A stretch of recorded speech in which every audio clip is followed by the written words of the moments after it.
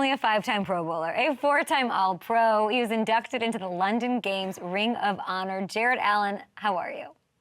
I'm good. How are you? Good to see you. I'm great. When I watched that, and I watched it live, I was up at 3 a.m. here in California. Listen, you went up against Adrian Peterson in practice. That had to be tough. You played against the likes of Trent Williams. Was that not one of the most terrifying things to do? I know it's not the first time you've done it, but leading the cadence of that skull thing, I would be mortified. It's terrible, too, because the feedback from the video screen doing it live made it look like I was offbeat. So you had half of the stadium on my cadence and the other half of the stadium hitting the cadence on the Jumbotron. Yeah. So I promise everybody I was on beat with old Victor over there. So, no, it's, you get used to. You know what actually is scary is beating the drum in Kansas City. Really? Got you up at the top of the stadium and you're trying to make sure you're beating the drum properly on beat. You actually have to hit the drum. The skull thing, you're just clapping. So no, the skull thing is it's like awkward. The cadence is, I would just be, and it's like it's weird. And it's not from my era. Yeah. I remember when I first came back and they had me do it. I was like, this is ridiculous. But the fans love it. I'm all for it, I guess. But it's not. I got no emotional tie to the skull because it wasn't there when I was there. So there's some new fad they picked up. Jared. It must be really tough to be so beloved by two fan bases in the way that you are, like what? They haven't thrown tomatoes at me yet, so it's working out all right. It is kind of amazing. People, there's this balance going on, like it's trade season, right? And things are happening, moves are being made, and I can tell the players are like, I just don't want to be hated. Like, I just want to be, you're a good example of like, you can be loved anywhere, just be the best at what you do.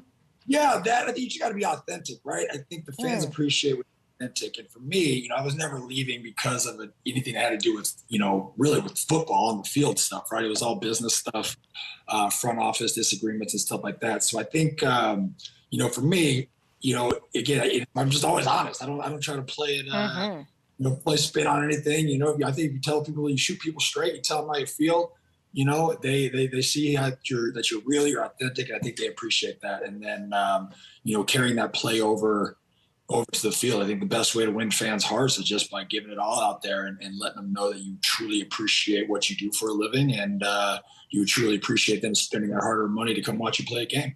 You mentioned the Chiefs there, so I'm going to ask you. I know the offense gets all the juice, and I could ask you about Hopkins and all of that, but there's this idea that even though Spags gets a lot of love, that this is the most underrated unit in the NFL. Is there anything more underrated than the Chiefs defense?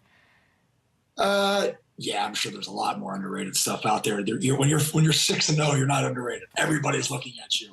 I think they like playing the underrated card. They got some of the best defensive players in the league, so they're not. I think they could be better. They could be better if they would stop flagging, Chris Jones every time he hits the quarterback. But, I think they're playing good.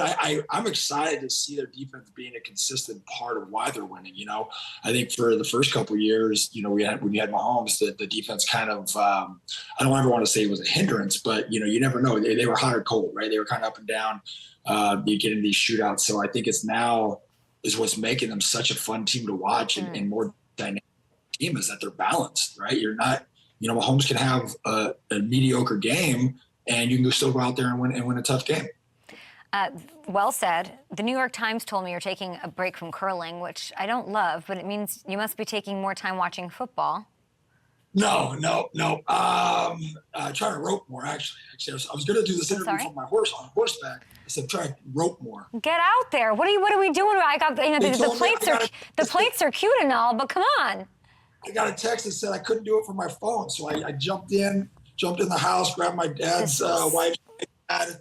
I got the horses tied up outside. We're supposed to be out there roping right now. But that's how important the show is for me. I sacrificed. Are you on a computer? Can we see the horses from where you are? Or is it like 9,000 acres away? Take us for a walk. Take us for a little walk here. How many horses do you have, and what the heck is roping? Oh, I got two. I have two. My dad and his wife got two. See if I can. I'll step outside real quick so you can see. Go. What is roping? Please explain. Team rope. So I team rope. So hold on, let's see if you can see. Can you see them over there tied up? Let's see. Oh yeah, they're over there. Oh my gosh, that's amazing. Yeah. So this is very upsetting. We got them saddled up. Yeah, right before we got out, I was like, I'll just do it on the horseback. So today we're just roping the dummy. So it's hot heels. So I attach it to the back of the Ranger. Yeah. My dad will drive in circles. So I'll take one horse, my head horse. I'll rope the horns on the dummy. There we go. Get you back centered up in camera here. Let's get it all. I might as well work in production as well. And then I'll grab my heel horse, and then my dad will pull the dummy, and I'll rope the back and I'll rope the legs of the dummy. So in team roping, you have a head horse and a heel horse. So you have two people. One ropes the horns and turns the steer, and the other one ropes the back legs, and then you face each other and they stop the clock on it. Do you like the show Yellowstone and Kevin Costner and that whole thing, or do you just hate it? You do. You like it.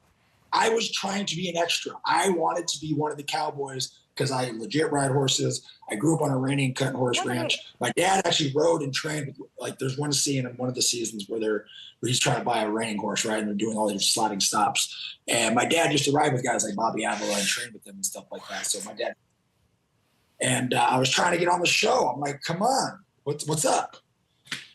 We're going to rectify this, obviously. Kevin Costner isn't even in it anymore, so I feel like they can just write a new character for the last season or the next. Like, let's go.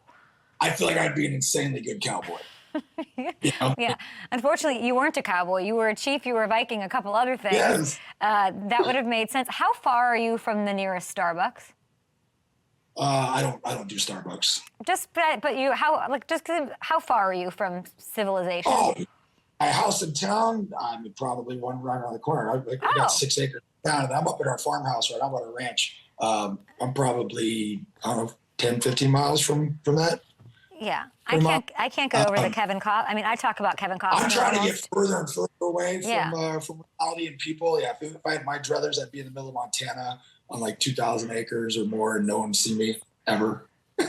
Yes, I'm obsessed with this. We're going to take a TV break, but we're keeping you through the break because we are live on YouTube. We're going to get this content out. We will be right back with the cowboy, the should-be cowboy. I can't believe we didn't. I mean, I literally talk about Kevin Costner and multiple times a day on this. I have a huge crush on him.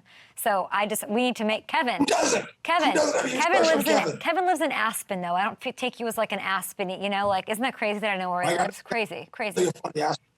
One time I've been to Aspen, they were not ready for white trash people like myself up there. Tell me the story. I saw a buddy of mine has a place in Aspen. I was out elk hunting not too far away, and it was his birthday. And he was like, "Hey, I'm having a little gathering in Aspen." And so I was like, "All right, me and my buddy were out elk hunting. We drove into Aspen, so you can imagine I'm in camo. I got like elk blood on me, and I walk into this bar restaurant. And there's this guy laying on like a sofa. I mean, it's like from a movie. He was like laying on this like ottoman with a glass of Chardonnay and like fur. And I was just like, where the heck am I at? This is I'm in camo, and this is a different part of Aspen or a different part of Colorado than I'm experiencing. And so went in there. That was funny. And then we went to dinner, and we ordered some wine. And no joke, because of the way I was dressed, the guy didn't think I could afford the bottle of wine. And so he was like, "Sir, you realize this bottle is like X amount of dollars." I was like, "Oh, cool, whatever. Like, just keep them coming." And we're celebrating a birthday here. And it was really funny. We got into it with the sommelier, and then once they realized we could pay the bill, they tried to suck up and kiss butt later. But we kind of just dominated Aspen from. Yeah. Jared, that is your pretty woman. That was your big mistake. Huge. And then we went to an after place after the dinner. So my buddy's like, "Oh, we got to go to this club I'm a member of." I'm like, "Okay, whatever." Yeah. And they wouldn't let me in because of the way I was dressed. They were. Yeah, I got totally Pretty Woman in Aspen. I want to ask you. I need to ask you at least one football freaking question. But this has been amazing as always. We were in our meeting this morning, 6 a.m. local time, and we're talking about your 2011 season. And I've looked at it before. I remember it, of course. But that's the year. Let's just to remind the world. 22 sacks. We talked about it. Should have been 23. We know you finished second in DPOY voting that year, despite having more tackles, despite having more sacks than Suggs, who won it. Does anything piss you off more than this? Sorry to say. Yeah, I love Suggs. We were at the 101 awards when we were doing that, like NFC versus AFC defensive player, and he was like, "Bro, I don't know how you didn't get it." Yeah, I was annoyed by that one because that season I thought for sure I was going to have it, but we were 3-13 and they were 13-3 and went to the playoffs. And I'm like, isn't this supposed to be an individual award? Yeah. So and doing it at 3-13 is probably harder than playing with a lead. You know, I was playing from behind most of the time. So yeah, I really thought I had a chance to win it that year. I was a little disappointed I didn't win Defensive Player of the Year that year. And to be honest, my year in 2009 was amazing as well. And I think I came in like second or third in the voting that year. And then I watched guys, you know, have multiple Defensive Player of the Year awards, and I'm like, it's that similar to that one time. But no, I was disappointed because that was one thing I always wanted to capture that I never got. I never got my Defensive Player of the Year, and I felt like I had a pretty solid run in the NFL. I probably could have earned one of those. Maybe I should have worked a little harder, I guess. Who knows? Harder than 8. You had 8 more sacks and 9 more quarterback hits than Suggs that year. Case closed. Hey, Jared, we appreciate you. Go enjoy roping. I learned something new today. Will do. Thank you.